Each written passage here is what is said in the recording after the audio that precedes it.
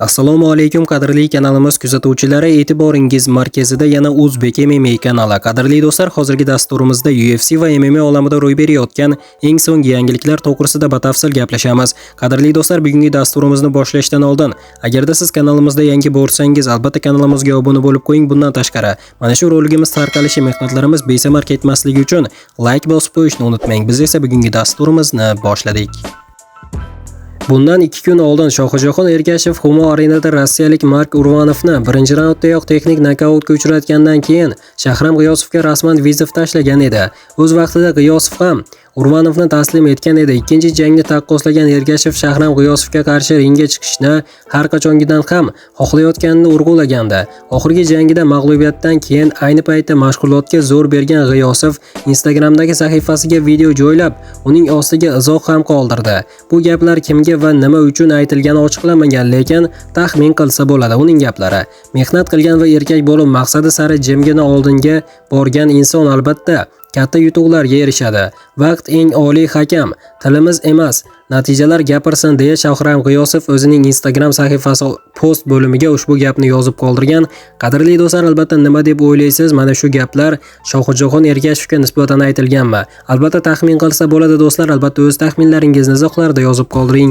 Barcha fikrlarni o'qib chiqaman. Bu paytda bo'lsa O'zbekistonlik UFC jangchisi Ramazon Temirov kechagi jangi haqida fikr bildirdi. Uning gaplari: "Menda hech qanday og'riq bo'lmadi. His qilmadim. Zarbalarim erkiga yaxshi yetib bormadi. 1 yil jang qilmaganim hisobiga oktagonda o'zimni biroz noqulay his qildim.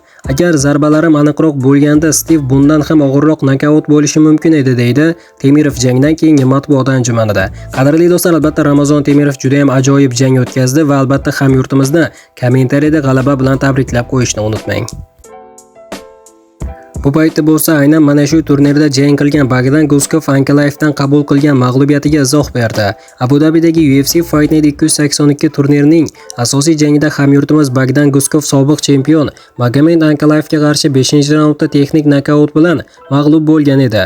Do'stlar, hammaga salom. Bugun shunday bo'lib qoldi. Bir narsani aniq aytaman, O'zbekiston kapitani taslim bo'lmaydi.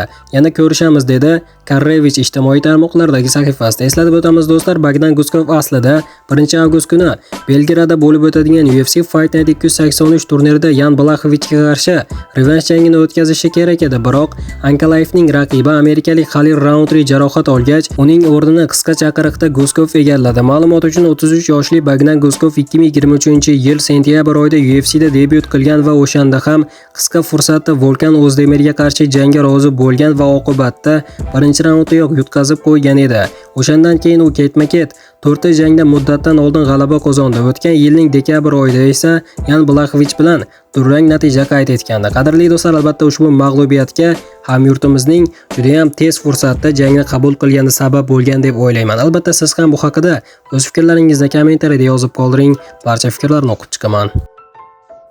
Bu paytda bo'lsa Paulo Costa Magomed Ankalayev Bogdan Guskov jangi haqida keskin fikr bildirdi. Braziliyalik UFC jangchisi Paulo Costa Abu Dabida o'tkazilgan UFC Fight Night 282 turnirining markaziy bahsi haqida ilk bor fikr bildirdi. Xudoning qudrati bilan men bu vazn toifasini bir xillik va zerikarli janglardan qutqaraman.